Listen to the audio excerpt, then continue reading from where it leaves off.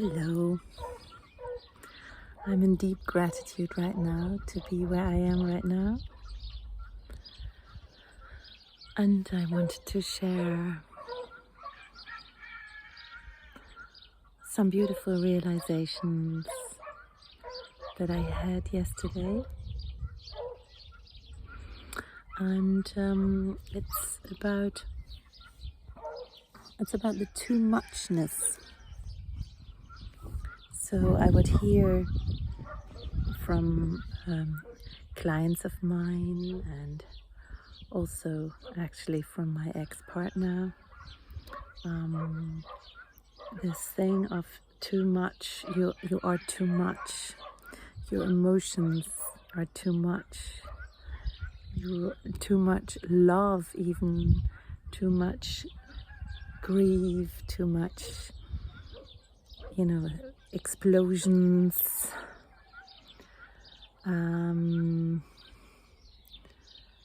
Yeah, too honest, too authentic,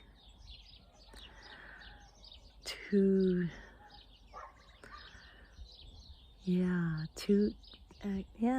too loving. So this is really interesting.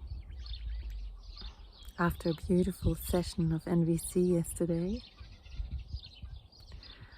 Thank you very much, Sharon Kirk.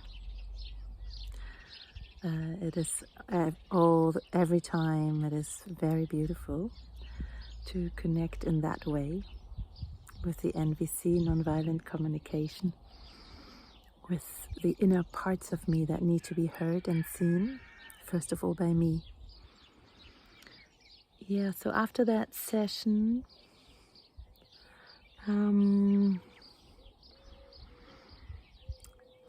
I realized this too muchness came from a very deep place of mine when I wasn't heard as a very, very little child. I think of even a baby, and probably right after birth.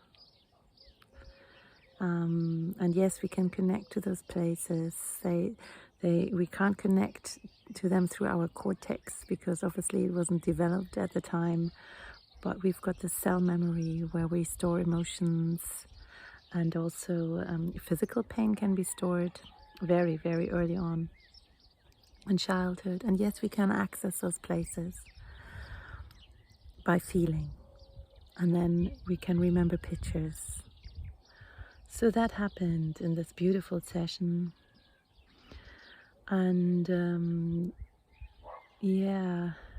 and this feeling of not being heard, I'm not exactly sure, maybe it was even in the hospital screaming or something and somebody didn't hear me or something like that.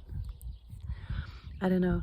But then this belief that comes with experiences like that, no matter how early they are, this belief of there's no point in expressing my feelings, expressing my needs, because I'm not being heard anyway. That can just come like a program because of one single situation in your life, which then is the root of that pattern, or that thought pattern and belief pattern that we are creating in our life. So I just had this realization of that I've been carrying that for a long, long time. This belief there's no point speaking my truth, my knowing, my wisdom. Nobody's gonna hear me anyway. And then actually, when we deeply believe that, then we create it in our life. And this is exactly what I've been doing, and I just wanted to share that with you guys. And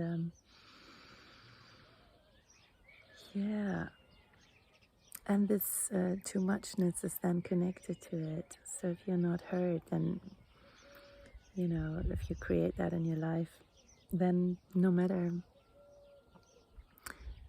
those your needs, your feelings, then don't seem to matter.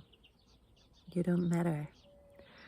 And if you then do speak your feelings and needs, it is within this energy of, oh, nobody's gonna hear me anyway, and I'm too much anyway. This is why nobody's gonna consider me anyway, because I'm too much. Yeah, too much emotion. So what does that mean? Too much emotion, too much grief. If I grieve, I really grieve. If I cry, I really cry. If I love, I really truly love. And I deeply realized it has nothing to do with too much, that we are too much. In fact, it is a gift to be able to feel deeply. And a lot of people have, because it's inconvenient and you can't function the way that you should be functioning in the world, a lot of people would have learned to switch off their emotions to be able to function.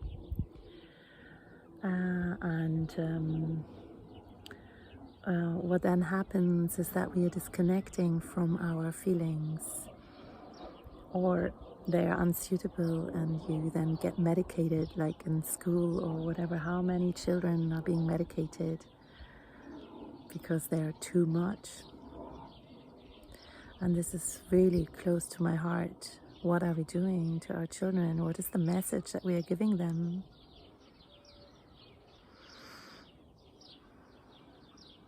So what every child, every human being is longing for is acceptance, being heard, being seen.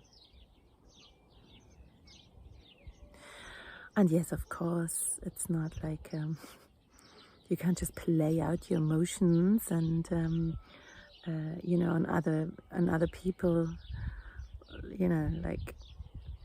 like whatever, kick and hit around you and hurt others. That's not the point. It is about seeing each other, hearing each other, and feeling each other deeply. So yeah, it's not about so let's say we are angry. Obviously we need to learn, we have to become aware of where does the anger come from. It's obviously has very little to do with the person who's triggering us. The anger or the fear beneath the anger was there well before. And to really become conscious and take responsibility for our emotion, and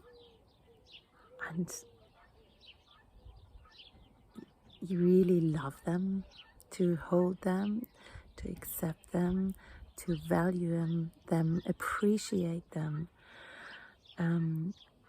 Because if you feel deeply, it means you have so much love.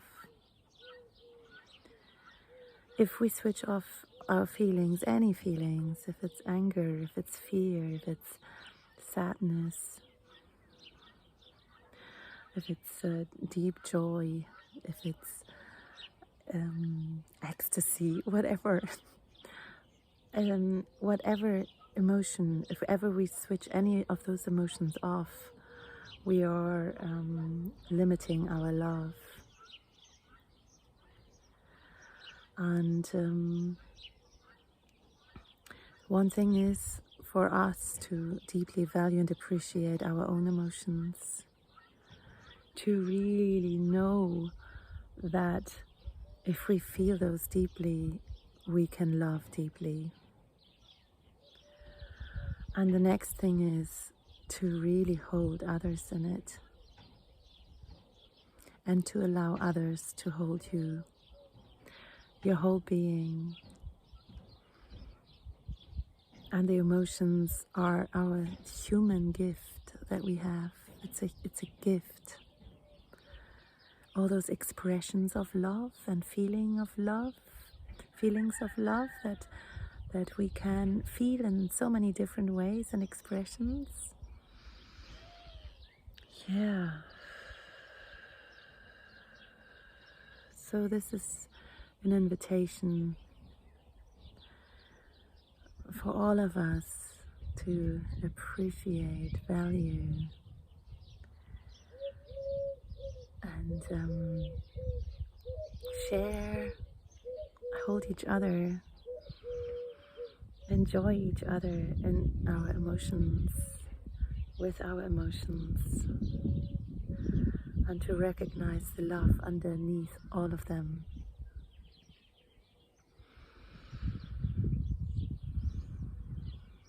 And also this reminder, the emotions that are so-called negative, like fear, hatred, resentment, these are all because of underneath resentment and anger is always this fear or grief of losing somebody, and then we need to project it onto somebody because that's how we've been conditioned. You know, you need to blame somebody for what you're feeling, and to really take that out and share your feelings. Only when we share our feelings can they truly relax when they're being held. It's like a child waking up from an awful nightmare. If you just say, "Oh, you know, this is, you know, what have you been frightened of? This is a monster." There's no such thing. If you just left that child alone in the room, not holding it, not letting it sob in your arms, what does it do to that child? If you just say, "This is rubbish. That was just all in your mind." So this child needs to be held and know that it's safe to feel it, and then realize in its own time, all right, okay, this is how it is, in its own time, and it needs to be held. And then, you know, the last sob, like that last sob is then the final release of the anxiousness and fear within the cell of the body of the child.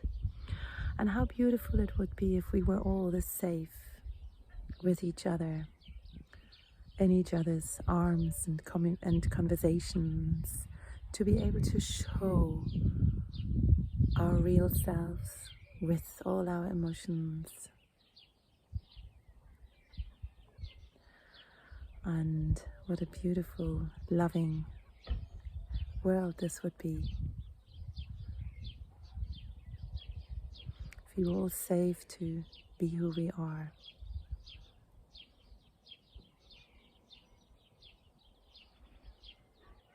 To feel what we feel. And then in the arms of the other, have the realization what was really going on. And where was the origin of this feeling and this triggered feeling, you know, the trigger, which could be a person, a situation. It's just a trigger. It was there before, and it's just ignited to be really to really have now the opportunity to look at it and to look, oh, where does it come from originally? So that then with the last sob, we can release it and let it go out of every cell of our body. The root trauma or fear, and then all the situations that have followed it, or that were just re-manifestations of the same.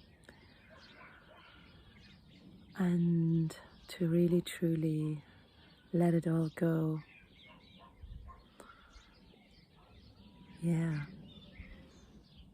How beautiful that would be.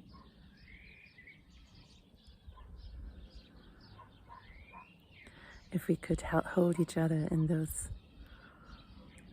processes. No judgment, just patience, sharing, deep sharing of our feelings, of our needs.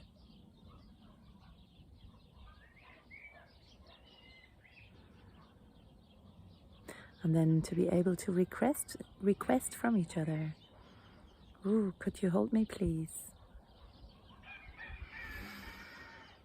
And then to connect to the gift that is underneath each feeling.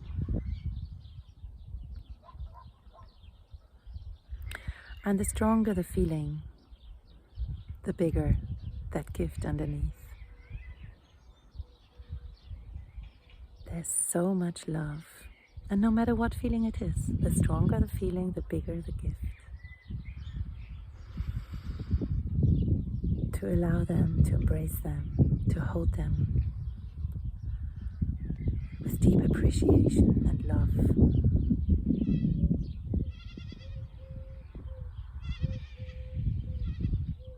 You are so important, and your emotions are so important, because underneath is the most powerful healing source. Love. So much love.